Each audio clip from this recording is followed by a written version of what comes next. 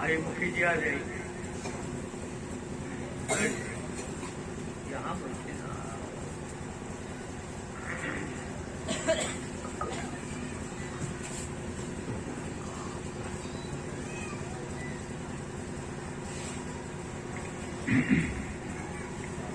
प्यारी साथ संगत जी प्यार से बोलिए जी। मिल के बोलिए सदगुरु माता सदीक्षा सविंदर हरदेव जी महाराज और साथ संगत ये चमन हरा हरा दिखाई दे रहा है। आज अति प्रसन्नता भी आ रही है कि समय के अभाव के कारण दास कभी कभी अब राजन जी महात्मा को दास बोल देता, सबका सुनने का तो मन में ध्यान पूरा है, लेकिन अब समय का अभाव था इसलिए क्षमा करेंगे। अवसर शास्त्र में लिखा है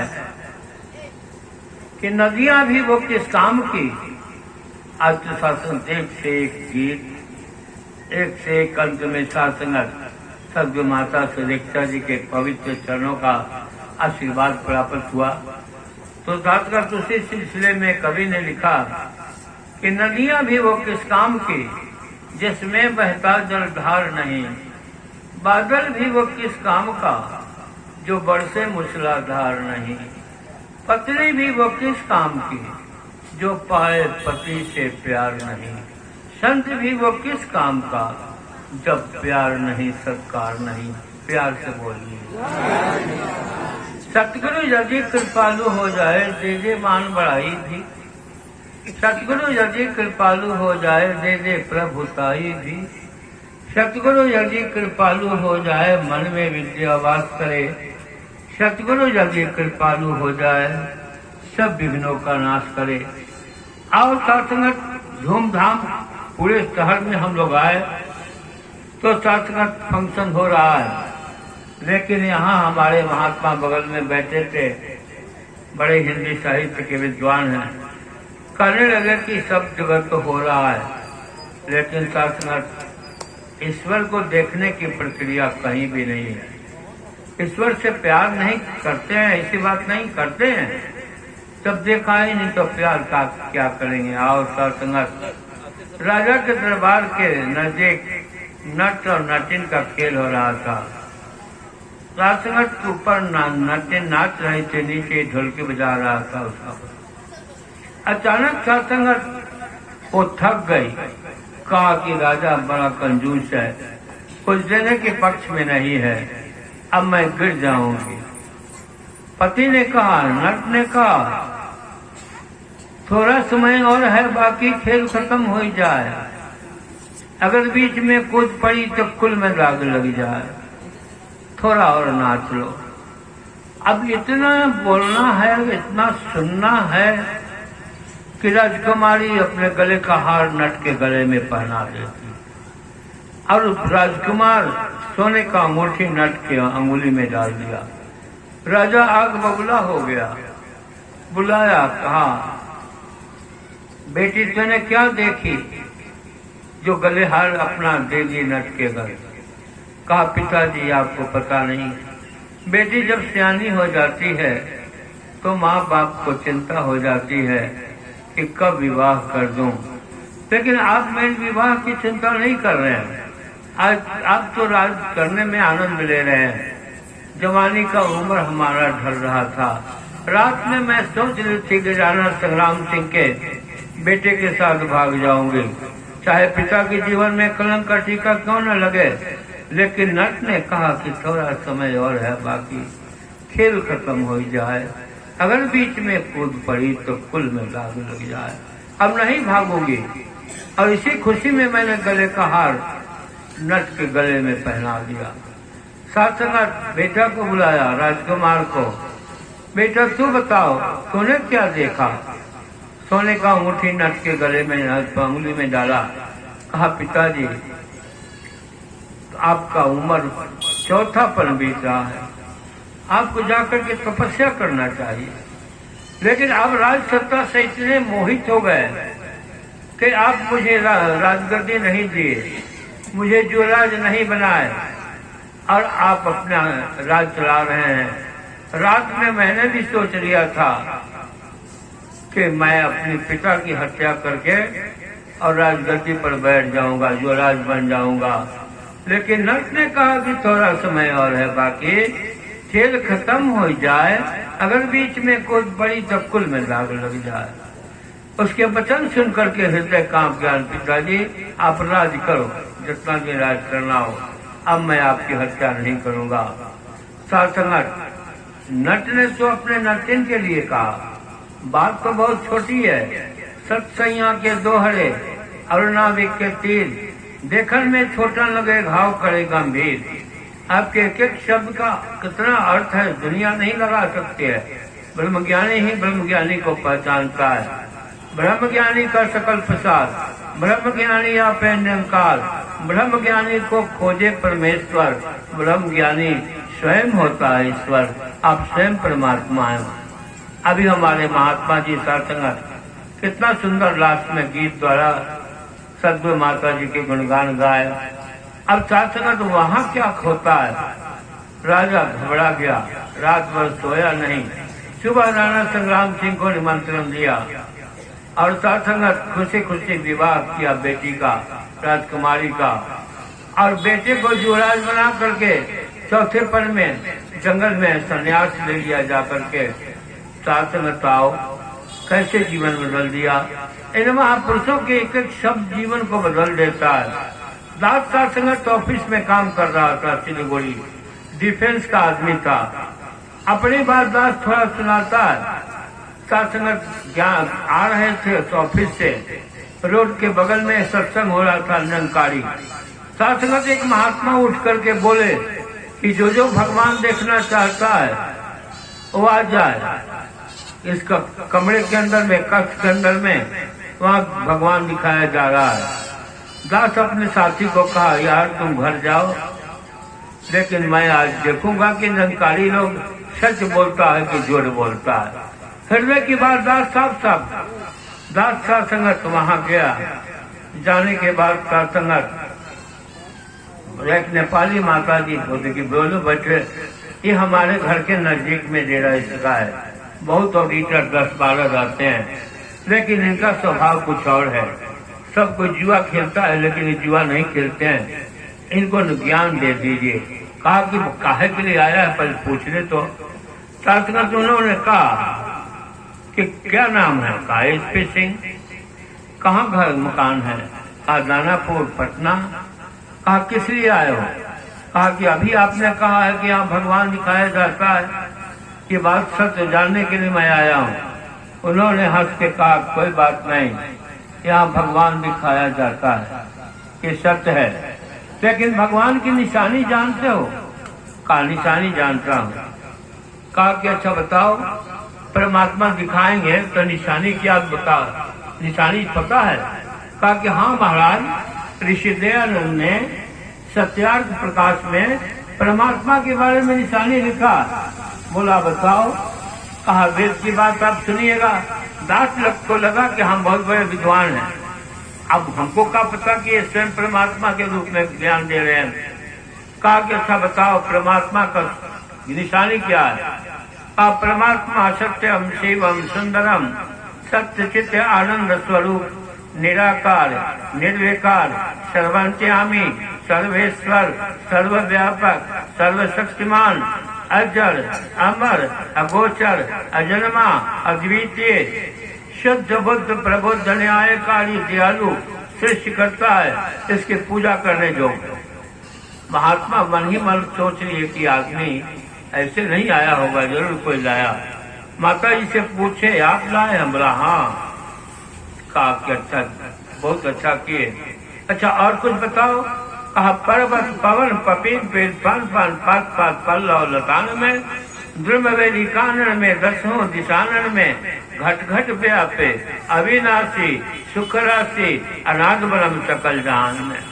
साथ में जब दास ने कविता जैसे आप लोग सुना रहे, मैं दास भी सुनाया, सुनाने के बाद बड़ा प्रभावित हुए ज्ञान प्रचारक जो भक्त सदगुरु के तरफ से थे।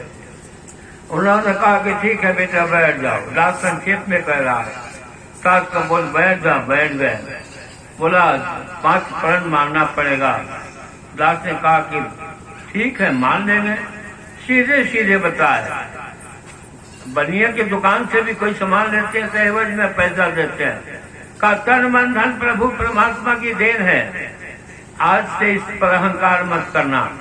दूसरा, अपनी जाति वर्ण और आश्रम का अभिमान नहीं करना, ठीक है।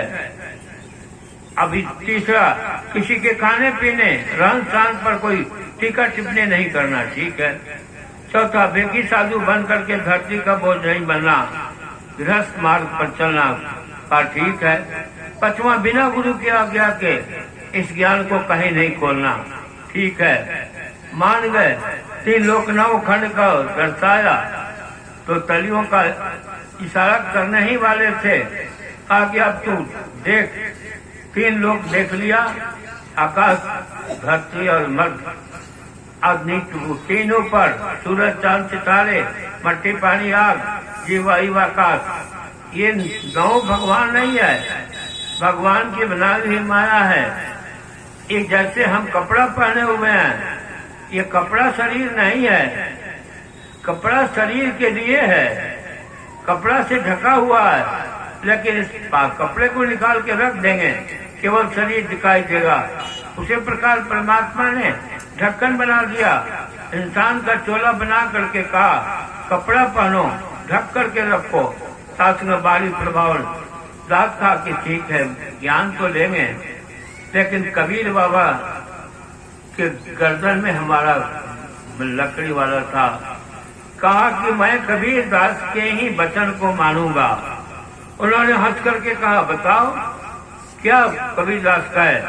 कहा कबीर दास ने कहा लखै कोई बिरला पद निर्वाण, पहली पंक्ति, लखै कोई बिरला पद निर्वाण, 3 लोक का तू है शेष, 3 लोक का है तू राजा, चौथे लोक में नाम निशान, यही रखत इंद्रादिक थक गए, ब्रह्मा थक गए पढ़त पुराण, गुरु वशिष्ठ व्यास मुनि थक गए, शंभु थक गए धर धर ध्यान। कहें कबीर लखै कोई बिरला, सदगुरु लग गए जिनके कान। साथ संगत आपकी कृपा से हम बहुत खुश हुए। बोले यही ज्ञान इसी इशारे पर मैं बताऊंगा। जैसे 2 तलियों का इशारा हुआ और इशारा होने के बाद आंखों में आंसू बह चला। 6 महीना तरफ तरफ के रह गया। कोई ज्ञान प्रचारक वसीलगुड़ी में उन दिनों में नहीं थे। दास को कहा कि चरण पर गिरा, सेव दे बैठे चढ़ाया, कहा कि हमको फिर से कहने दीजिए। बोला बोलो कहो। कहा कि लखै कोई बिरला पद निर्वाण, 3 लोक का है तू राजा, ये परमात्मा धन है। 3 लोक का है तू राजा, चौथे लोक में नाम निशान, 2 तलियों में नाम निशान आ गया। तुम्हें लखत इंद्राज थक गए, ब्रह्मा थक गए पढ़त पुराण, गुरु वशिष्ठ व्यास मुनि थक गए, शंभु थक गए धर धर ध्यान। कहें कबीर लखै कोई बिरला, सदगुरु लग गए जिनके कान। महात्मा ज्ञान लिया। अब दास ज्ञान का असर तो आप देख रहे हैं, सिलीगुड़ी का है। साथ आगे दास जब कोई विचार सुनता था तो घबरा जाता था। अब आज थोड़ा सा महाभारत के समय की बात है। भगवान हस्तिनापुर आए, पांडवों का संदेशा लाए, दुर्योधन को समझाने आए, विध्वंस को बचाने आए। आए दुर्योधन, अगर न्याय दो तो बाधा दो, आधा में यदि बाधा हो तो दे दो केवल तू 5 ग्राम, रखो अपनी धरती तमाम, वही खुशी से खाएंगे, परिजन पर असी न उठाएंगे। आज बिना युद्ध के पांडवों को सुई के नोक के बराबर भी नहीं दूंगा। और ये ग्वाला होकर के राजपुत्र को समझाने आया, भागो इसे। जैसे बांधने के लिए ललकारा, भगवान कहते हैं दुर्योधनवा भी दे न सका, अस्थि समाज का ले न सका, उल्टा हरि को बांधने चला, जो था असाध साधने चला। हरि ने भी संहंकार किया, अपना स्वरूप विस्तार किया, डगमग डगमग दिग्गज डोले, भगवान कुपित होकर बोले, हाँ हाँ दुर्योधन बाग मुझे, लाकर जंजीर अब साध मुझे, पद के नीचे पाताल देख। अब ब्रह्मांड दिखा रहे हैं, पद के नीचे पाताल देख, अंबर में कुंतल जाल देख, मुट्ठी में तीनों काल देख, मेरा स्वरूप विकराल देख। मैनाक पर्वत पग मेरे हैं, समुद्र चतुर्दिक घेरे हैं, सतकोटि सूर्य सतकोटि चंद्र, सतकोटि विष्णु सतकोटि महेश, सतकोटि ब्रह्मा सतकोटि धनेश। यह देख गगन मुझ में लय है, यह देख पवन मुझ में लय है, सब जन्म मुझी से पाते हैं, फिर लौट मुझे में आते हैं। जंजीर बड़ा क्या लाया है, जो मुझे बांधने आया है, सुने को साध न सकता है और मुझे बांध क्या सकता है। साधसंगत वहाँ केवल गुरु जन जो थे वही होश में रहे, सब चेतन अवस्था में आ गए। अब साधसंगत दुर्योधन अपने मामा के कहने से कहा कि अरे शाम हो गया, भोजन के लिए तो पूछो। साधसंगत कहा कि भोजन करके जाइए। कहा तूने तो सुई के नोक के बराबर देने के लिए इशारा नहीं किया, मुझे ऐसे में से ही लौटा रहा है और मैं भोजन नहीं करूंगा। बोला अभी भूखे हैं। कहा भूखे रहते क्या हुआ, भोजन 3 अवस्था में किया जाता है, भाव बस, अभाव बस, प्रभाव बस। अगर कोई भाव से भोजन कराए तो कर लेना चाहिए। जिसके जीवन में अभाव होता है वो किसी का भी भोजन कर लेता है। और भाव अभाव प्रभाव, प्रभावशाली व्यक्ति है, इसके आप भोजन नहीं करेंगे तो नुकसान कर सकता है। साधसंगत वहाँ से सीधे अब आगे बढ़े। वहाँ साधसंगत काका जी उनके गृह पर पहुँच गए। वहाँ साधसंगत विदुर जी की धर्म पत्नी स्नान कर रही थी। विदुर जी कहीं गए हुए थे। जैसे विदुर जी को काका नाम से सुने, भीगे वस्त्र में आकर के खड़ी हो गई। स्नान कर रही थी और साधसंगत सीधे खड़ी हो गई। भगवान ने अपने आत्मा को 3 बार देखा, कृष्ण भगवान ने, और प्रणाम किया और पीताम्बर देह पर डाल दिए। कहा कि जाओ, भूख लगी है, कुछ खिलाओ।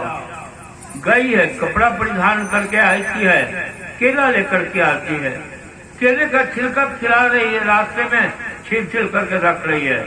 भगवान केले का छिलका खा रहे हैं और गुद्दा नीचे गिर रहा है। विदुर जी आ गए, अरे तू पागल हो गई क्या, भगवान को केले का छिलका खिला रही है। कहा कि हमको होश नहीं है कि केले का छिलका। कहा इधर लाओ हमारे हाथ में।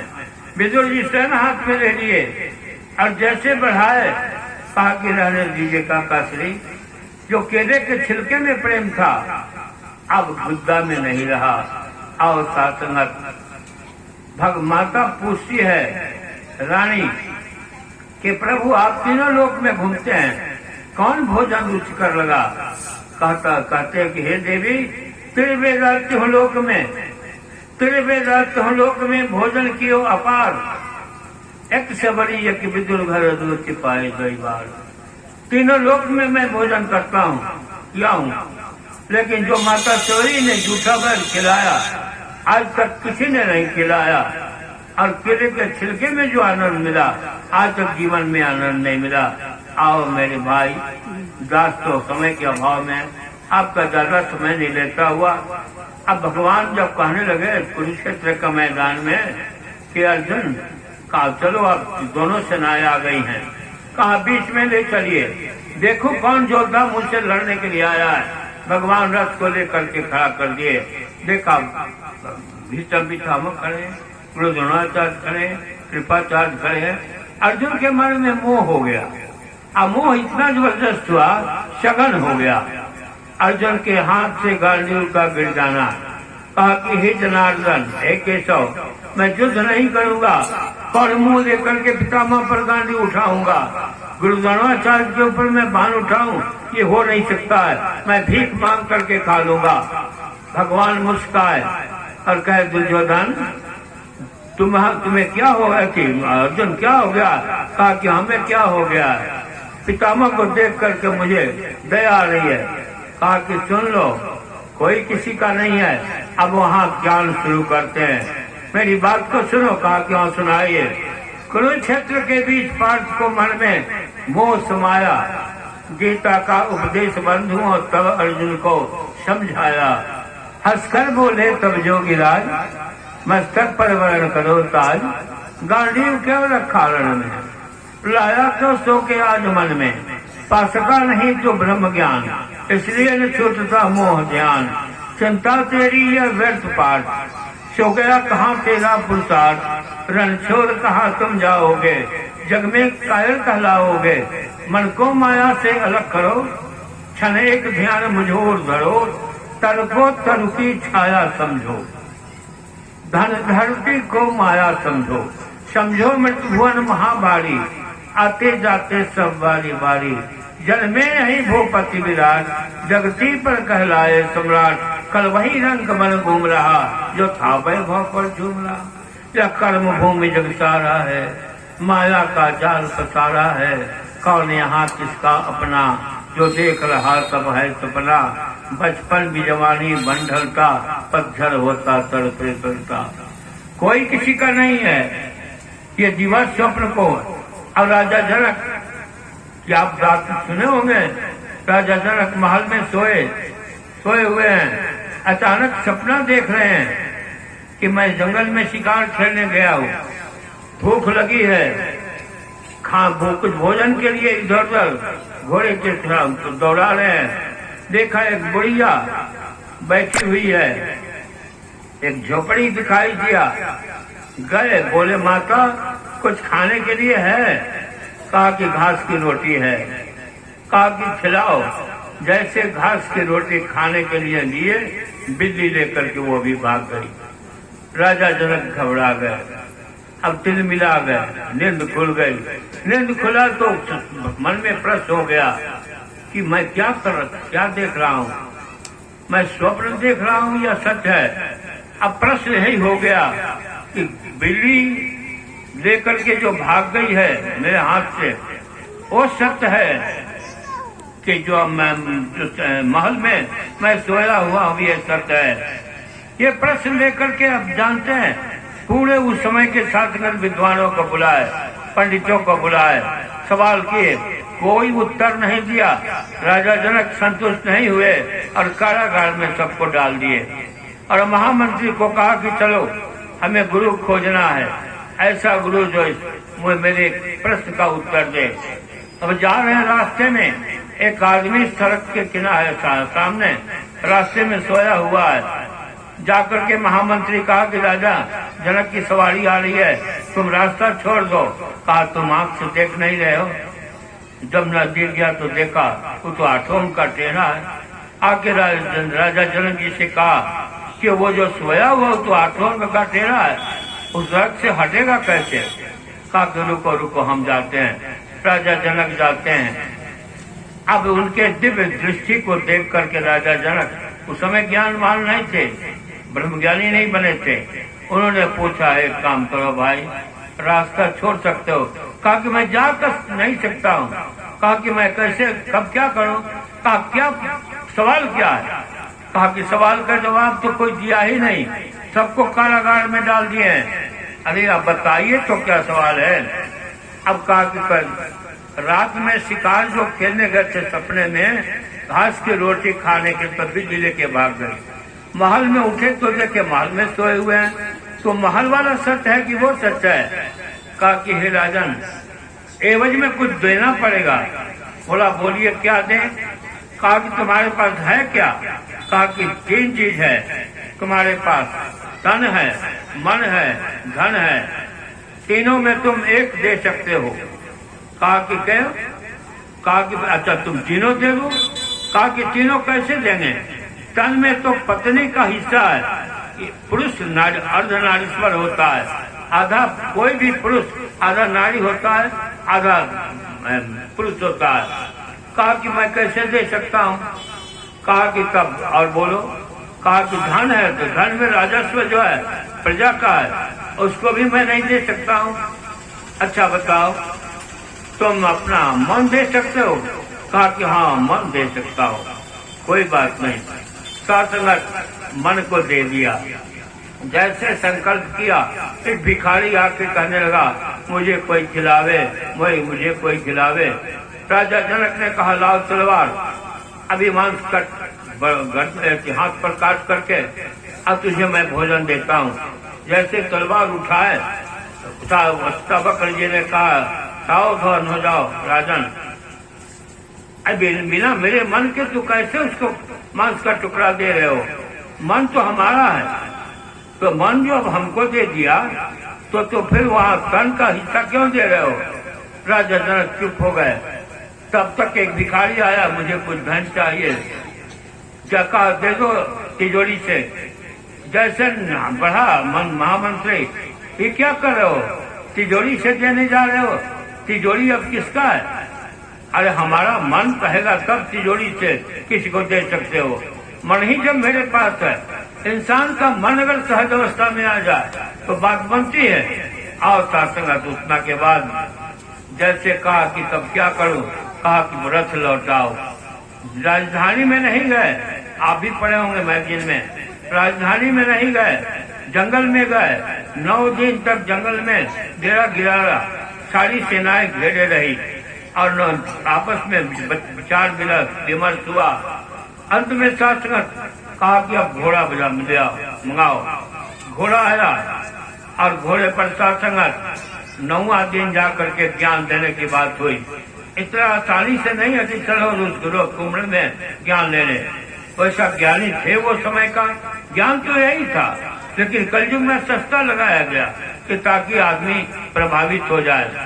और शासक वहाँ जैसे घोड़ा के रिकाब में पांव डालने को कहा, डाल दिए। कि हे राजन, दूसरे पैर को संभाल लो। दूसरा पैर को संभालने लगे, अब को उठाओ। कि उठाने के बाद बिना मेरे कहे दूसरे रिकाब में मत डालना। जैसे उठाए, अब दूसरे रिकाब में डालने का ध्यान बना।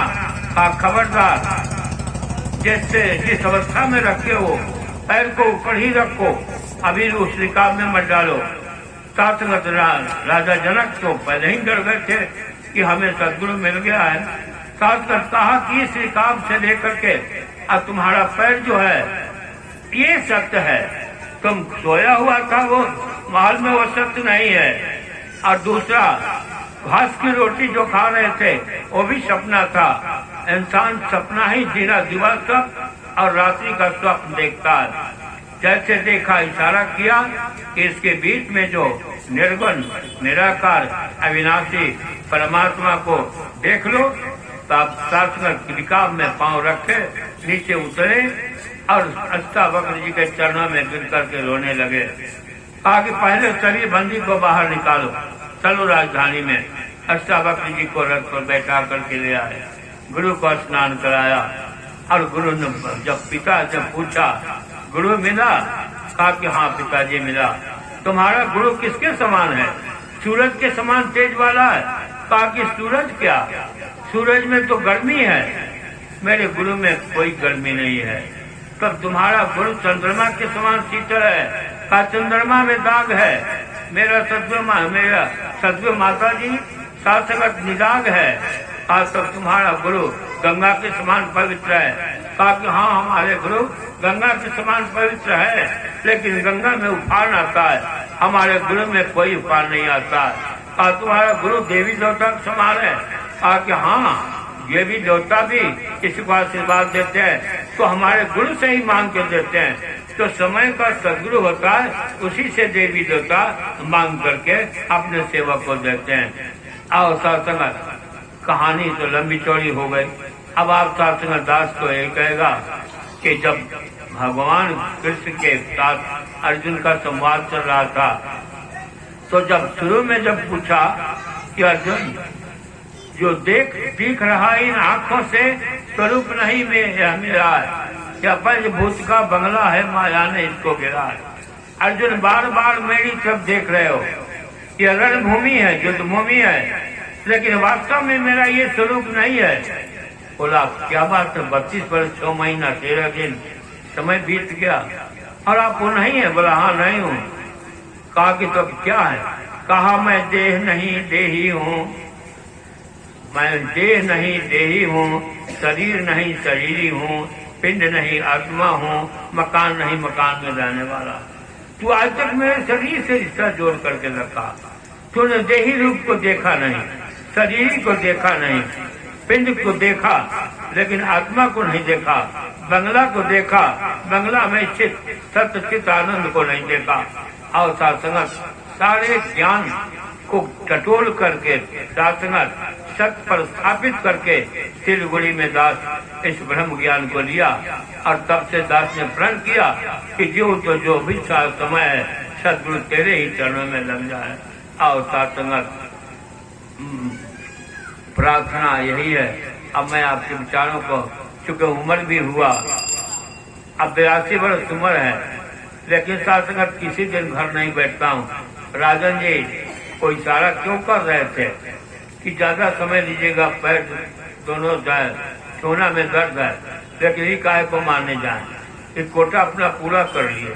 सात्संगत इसलिए कि एक मुख्य भी चाहते हैं कोई भी कि हमारा कोई का संगत का महात्मा खुश रहे, उसको देंगे तो 2 मिनट खुश रहेगा।